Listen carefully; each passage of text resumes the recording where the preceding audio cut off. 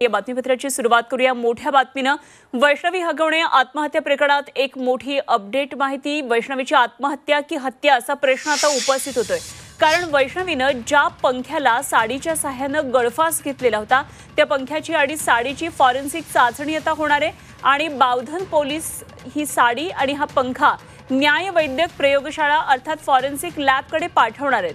तेव्हा हा पंखा 71 किलो वजन पेलू शकतो का याची तपासणी आता होणार आहे। वैष्णवीचे कुटुंबीय ही हत्या आहे असा संशय वारंवार व्यक्त करतात आणि त्या अनुषंगाने हा फॉरेन्सिक रिपोर्ट हा महत्त्वाचा ठरणार आहे। वैष्णवी हगवणेनं भुकुम इथल्या आपल्या घरी सासरच्या त्रासाला कंटाळून 16 मे रोजी घरामध्ये गळफास घेतलेला होता आणि त्यानंतर 17 मे रोजी गुन्हा दाखल झाला होता।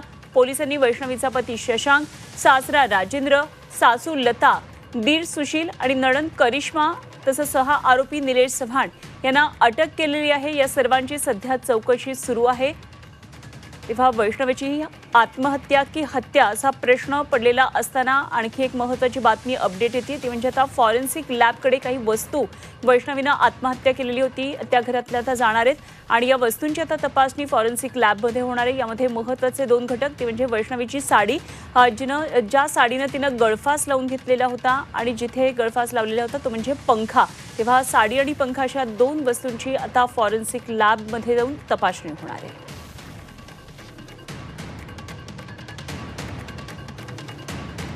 तर वैष्णवी हगवणे आत्महत्या प्रकरणामध्ये आता काही ट्विस्ट येतोय काय बघणं महत्त्वाचं ठरणार आहे। वैष्णवीची आत्महत्या की हत्या असा प्रश्न सध्या उपस्थित होतोय। वैष्णवीचे वडील कसपटे कुटुंबियांनी यावर सातत्यानं आरोप केलेत। वैष्णवीनं आत्महत्या नव्हे तर तिची हत्या झाली, तसंच वैष्णवीच्या अंगावर काही मारहाणीच्या खुणा सुद्धा आढळलेल्या होत्या। त्यामुळे वैष्णवीची हत्या झाली आहे की तिनं आत्महत्या केली आहे या संदर्भात आता प्रश्न उपस्थित होतोय। वैष्णवीनं ज्या पंख्याला साडीच्या सहाय्यानं गळफास घेतलेला होता त्या पंख्याची आणि साडीची फॉरेन्सिक चाचणी आता होणार आहे आणि बावधन पोलीस ही साडी आणि पंखा न्याय वैद्यक प्रयोगशाळा अर्थात फॉरेन्सिक लॅबकडे पाठवणार आहेत।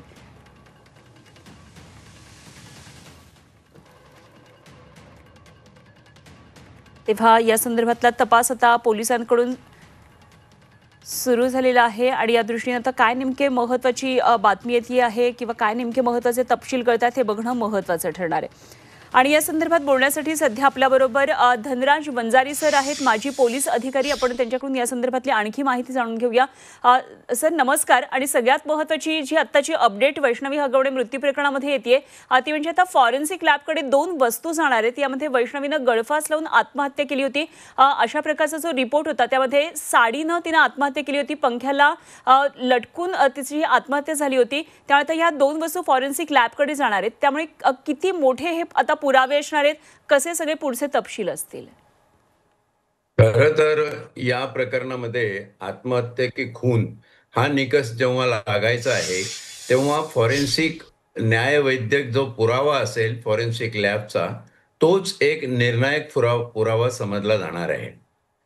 आता न्यायवैद्यकीय कुठल्या अँगलनी याचा तपास करतील आणि कायसाठी म्हणून साडी आणि पंखा ते लोक घेऊन गेलेले आहेत त्याचा अर्थ स्पष्ट आहे की या ठिकाणी ते लोक रिकन्स्ट्रक्शन ऑफ क्राईम सीन म्हणजे गुन्ह्याचं गुन्हा ज्या पद्धतीनं घडला त्याच पद्धतीचं पुनर्निर्धारण करण्यासाठी तशाच प्रकारचा एक देखावा तयार करून त्याच वजनाचं एखादं गळफास घेतल्यानंतर साडीची काय पोझिशन होते किंवा साडीची जी पोझिशन आहे ते कापड कुठलं आहे त्या कापडाने अशा प्रकारचे लिगेचर मार्क जे गळ्यावर आहे ते येऊ शकतात की नाही येऊ शकत याचं निर्धारण फोरेन्सिक डिजिटल सायन्स, हल्ली डिजिटल हा नवीन शब्द ऍड झालेला आहे फोरेन्सिकमध्ये, त्याच्यामुळं ते करणं शक्य आहे।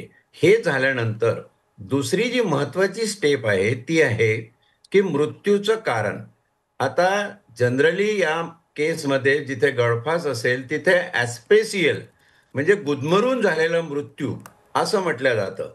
तो गुदमरून झालेल्या मृत्यूचे जे काही पुरावे आहेत न्यायवैद्यक शास्त्रामध्ये फुफ्फुसाच्या आतल्या भागाला काही काळे ठिपके दिसून येतात, त्याच्यावरून ते निर्धारण करतात किती ठिपके आहे कसे आहे। पण त्याही पेक्षा सूक्ष्म या वैष्णवीच्या केसमध्ये एक डिफरन्स जो पडताळला जाणार आहे की ज्यावेळी गळफास लागला तेव्हा वैष्णवी शुद्धीत होती की बेशुद्ध होती, आणि ती जर ऑलरेडी माराने बेशुद्ध झाली असेल आणि मग तिला लटकवलं असेल गळफासचा देखावा निर्माण करण्यासाठी, तर त्यावेळी तिच्या फुफ्फुसाचं जे डिजिटल काउंटिंग आहे ब्लॅक स्पॉटचं ते वेगळं असेल, आणि ती शुद्धीत असताना स्वतःवरून लावून घेतला असेल तर ते स्पॉटिंग वेगळं असेल. म्हणजे फोरेन्सिक सायन्स हे अगदी सुरुवातीपासून ते जे गुन्ह्याचं दृश्य आहे त्याचं पुनर्निर्माण आणि पुराव्याचं निर्धारण निश्चितपणे या केसमध्ये करणार, आणि मला वाटतं याच्यावरच निकष लागेल की तो खून आहे की आत्महत्या आहे. कारण एक 8-9 महिन्याचं तान्हं बाळ सोडून कुठलीही आई, ती जननी आहे, कुठलीही आई तिच्या ममत्वाखातर स्वतःहून आपला जीव घेणार नाही. तिला मुलाची काळजी वाटेल, आणि जर अशा प्रकारे तिला मारून बेशुद्ध करून जर लटकवलं असेल तर हे फक्त आणि फक्त फोरेन्सिक सायन्स मधूनच याचं निर्धारण स्पष्ट होऊ शकतं, आणि मला वाटते ते या केसमध्ये होईल. ते झाल्यानंतरच खऱ्या अर्थाने योग्य कलमाखाली या गुन्ह्यातलं दोषारोपपत्र न्यायालयात जाऊ शकेल. अगदी वंजारी सर, तुम्ही खूप महत्त्वाची ही बाब खरं तर अधोरेखित केली आहे, कारण हे जे पुरावे आहेत हे निर्णायकी ठरणार आहेत तुम्ही सांगितलं. मात्र आणखी एक दुसऱ्या बाबीकडे आपलं लक्ष वेधते. ज्यावेळी वैष्णवीच्या या गुन्ह्यांची वैष्णवी बाबतच्या सगळ्या गुन्ह्यांची नोंद होत होती त्यावेळी तिच्या शरीरावर मारहाणीच्या खूप साऱ्या खुणा होत्या. जवळपास 30 मारहाणीच्या खुणा, वेगवेगळ्या शस्त्रांनी केलेली मारहाण होती, वस्तूंनी केलेली मारहाण होती, असं सुद्धा पुढे आलं होतं. मग हे सुद्धा पुरावे निश्चितच ग्राह्य धरले जातील. हो, निश्चितपणे हेही पुरावे ग्राह्य धरले जाईल. फोरेन्सिक डिजिटल सायन्समध्ये काय होईल की अमुक जखम अमुक ठिकाणी झालेली आहे, ती कशामुळे झाली, गुद्दा मारून झाली, काहीतरी वस्तू फेकून मारल्याने झाली, की कुठल्या अवजाराने, कुठल्या हत्याराने अशा प्रकारची जखम होऊ शकते. म्हणजे जखम आणि ते जखम कुठल्या अवजाराने झाली असेल ते हत्यार निष्पन्न करण्यासाठी फोरेन्सिकचा हा पुरावा अतिशय महत्वाचं आहे. साधं खरचटलं जरी असेल तरी ते कशामुळे खरचटलं जाऊ शकतं हे फोरेन्सिक डिजिटल सायन्स निश्चितपणे आज सांगू शकतं. इतकी प्रगती त्याच्यामध्ये झालेली आहे. आणि कुठल्या भागावर ती जखम आहे, आणि 27 जखमा, आता तू 30 म्हणाली, ऍक्च्युअली माझ्या माहितीप्रमाणे 27 जखमा आहेत, अच्छा. पण असू शकतात 30ही असू शकतात, कारण डिटेल त्याचं परीक्षण झाल्यावर त्या येईल. एक शवविच्छेदन अहवालामध्ये प्रायमरी गोष्टी आहेत त्या दिसतील, आणि त्याच्या नंतरचे जे बारकावे आहेत ते सगळे बारकावे फोरेन्सिक मध्ये असे येतील की खरंच या जखमांनी मृत्यू ओढून घेऊ शकतो का, कारण मृत्यू होईल का.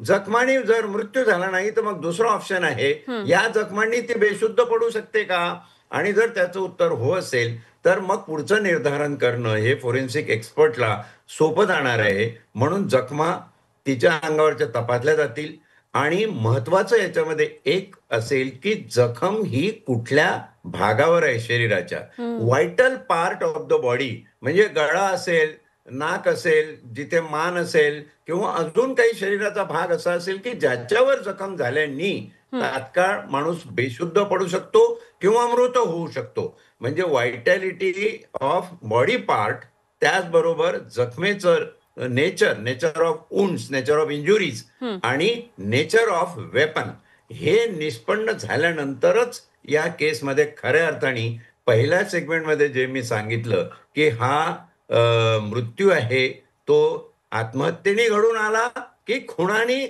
तिला खून करून तिला मारण्यात आलं, याचं निर्धारण फोरेन्सिक एक्सपर्ट करतील, आणि तेव्हाच या केसचा खरा छडा लागेल आणि जनतेसमोर काय सत्य आहे ते येईल.